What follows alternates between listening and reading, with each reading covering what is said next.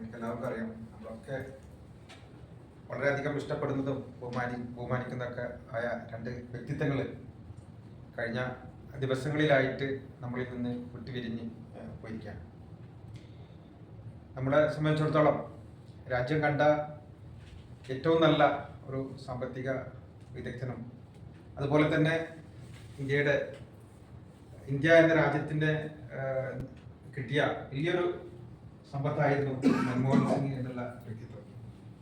അദ്ദേഹം ഇന്ത്യയുടെ പ്രധാനമന്ത്രിയായിട്ട് ഇന്ത്യ രാജ്യത്തിന് വരുത്തിയ സാമ്പത്തിക നേട്ടങ്ങളും അതേപോലെ തന്നെ ഒരുപാട് പ്രയാസങ്ങളിലൂടെ കടന്നുപോയ ഈ രാജ്യത്തെ ഉയർത്തെഴുന്നേൽപ്പിച്ച് കൊണ്ടുവന്നത് ഡോക്ടർ മൻമോഹൻ സിംഗ് ആയിരുന്നു എന്നുള്ള കാര്യം.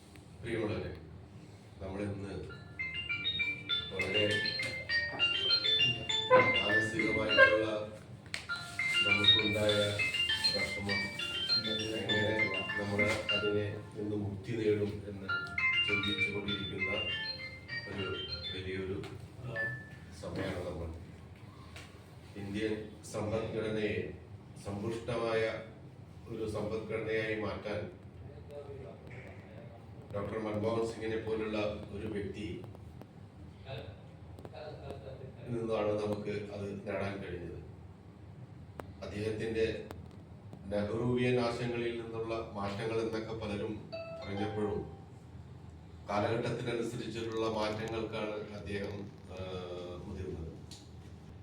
കാര്യങ്ങൾക്ക് വേണ്ടി മാത്രം സംസാരിക്കുന്ന, കാര്യപ്രസക്തമായ കാര്യങ്ങൾ മാത്രം അവതരിപ്പിക്കുന്ന ഒരു വലിയ പ്രധാനമന്ത്രിയായിരുന്നു അദ്ദേഹം എന്നുള്ളതിനൊരു സംശയമില്ല.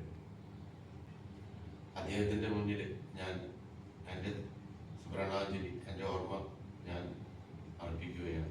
അദ്ദേഹത്തിന് വേണ്ടി അദ്ദേഹത്തിന്റെ ആത്മാവിന് മുന്നിൽ ഞാൻ കൈകൂട്ടുകയാണ്.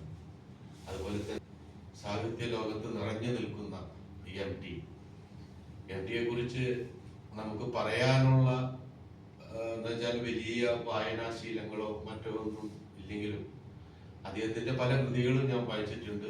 രണ്ടാമൂഴം എന്ന് പറഞ്ഞ ഒരു കൃതി വായിക്കുമ്പോൾ ശരിക്ക് എങ്ങനെയാണിത് ഭീമനെ കൊണ്ട് എത്തിച്ചത് എന്നുള്ളത് നമുക്ക് ചിന്തിക്കാൻ പോലും കഴിയില്ല. ഇന്ത്യൻ ജനാധിപത്യത്തിന്റെ എക്കാലത്തെയും ഇന്ത്യൻ നാഷണൽ കോൺഗ്രസിന്റെയും ഓർമ്മകളിൽ കാത്തു സൂക്ഷിക്കപ്പെട്ട വ്യക്തിത്വമാണ് നമ്മുടെ ഇന്ന് പറഞ്ഞുപോയ ഡോക്ടർ മൻമോഹൻ സിംഗ്. അതുപോലെ തന്നെ മലയാളത്തിൻ്റെ വാക്കുകളുടെയും വചനങ്ങളുടെയും വരികളുടെയും രാജാവാണ് MT വാസുദേവൻ നായർ.